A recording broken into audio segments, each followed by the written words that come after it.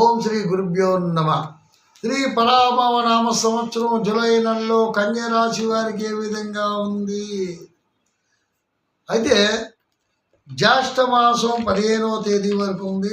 తర్వాత ఆషాఢ మాసం 15వ తేదీ మొదలుకొని మనకి ఆగస్టు 12వ తేదీ వరకు కూడా మనకి ఆషాఢ మాసం ఉంది. అంటే అన్సీజన్ అంటారు.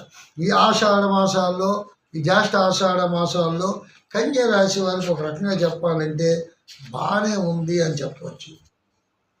బాగుంది అంటే బాగుంది, బాగోలేదంటే బాగోలేదు. ఎందుచేత బాగుంది అన్నాం, ఎందుచేత బాగుంది?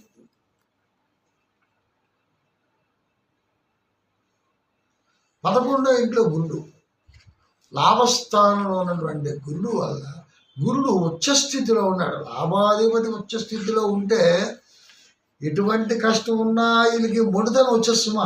మొన్నటి వరకు బాధలు పడ్డారు, ఇప్పుడు కూడా పడుతూనే ఉన్నారు. శుక్రుడు ఒకడు 1000 మంది శుక్రుడు ఉన్నాడు, అనారోగ్య కారకుడు, కేతుతో కలిసి ఉన్నాడు కొద్ది గుణపాఠం చెప్పడానికి.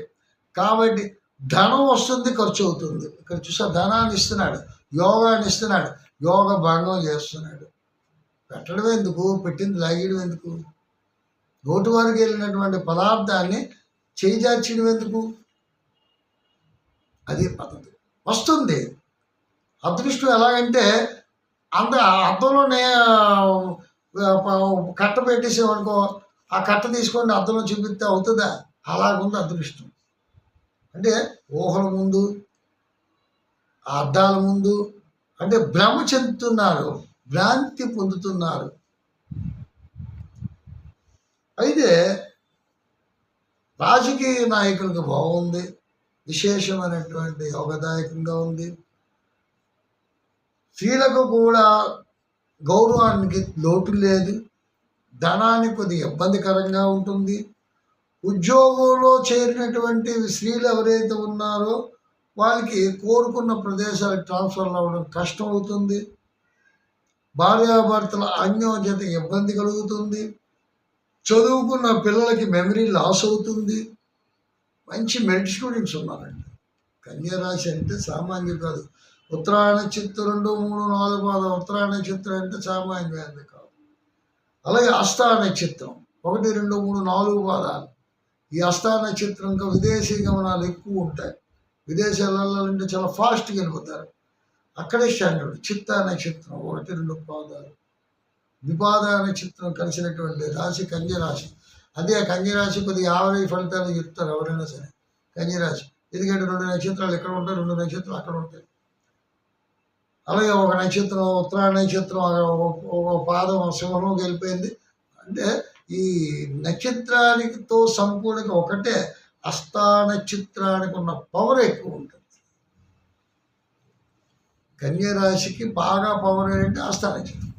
ఈ హస్త నక్షత్రం ఏముందంటే వీరు ఎన్ని రకాలుగా అంటే ఉబలాటం ఎక్కువ, ఆరాటం ఎక్కువ, పోరాటం తక్కువ అంటారు. ఎప్పుడు కూడా ఏదో ఊహల్లోనే జీవిస్తారు. ఆ ఊహలన్నీ కూడా అడియాస అయిపోతున్నాయి, దగ్గరికి వచ్చి జారిపోతున్నాయి, అనారోగ్యం పాలైపోతున్నారు. ఆలోచించండి. గురుబలం ఉంది, డబ్బు వస్తుంది.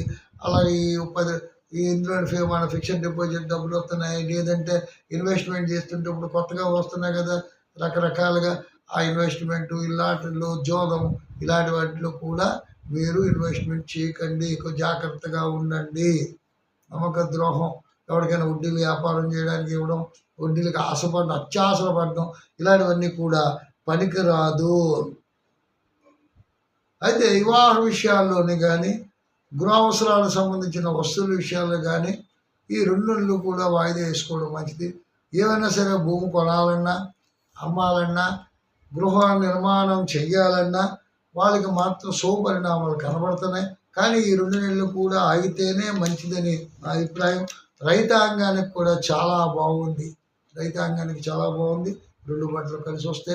అలాగే చేపల చెరువు, రొయ్యల చెరువులు ఏదైతే ఉన్నాయో వాళ్ళు ఉన్నటువంటి వ్యక్తులు కూడా కొన్ని ఇబ్బందులు పడుతున్నారు. వాళ్ళు కూడా పర్వాలేదు, యావరేజ్ ఫలితాలుగా ఉన్నాయి. కాంట్రాక్టర్లకి, బిల్డింగ్ కాంట్రాక్టర్లకి, రియల్ ఎస్టేట్ నడిపే వాళ్ళకి చాలామంది చెప్తున్నాను. కన్యా రాశిలో ఉన్నటువంటి వాళ్ళకి పలుకుబడి బాగా ఉంటుంది. మాటల వల్ల, వాళ్ళ మాటలే చాలు పెట్టుబడి. వాళ్ళ మాటల వల్ల వాళ్ళ పనులు కూడా అయిపోతాయి. భయపడాల్సిన పని లేదు. శత్రుశేషాన్ని పెంచుకోకండి. నోరు జారితే శత్రుశేషం పెరిగిపోద్ది. అదుపులో పెట్టుకోవాలి మనం. ఈ అదుపులో పెట్టుకున్నది ఏంటంటే వీళ్ళు పొగడ్తలకు లొంగిపోయే నక్షత్రం కన్యరాశి అంటే చాలా చక్కని రాశి, పొలిటికల్ రాశి. కన్యరాశి అంటే పివి నరసింహరావు రాశి అంటారు కన్యరాశి. అటువంటి పొలిటికల్ మంచి మేధావి. ఏ భాషలో అయినా సరే వాళ్ళకి 2-3 భాషలు వచ్చి ఉంటాయి. ఆటోమేటిక్గా భాషలు వస్తాయి. భాషా ప్రావీణ్యత కూడా ఉన్నటువంటి రాశి కన్యరాశి.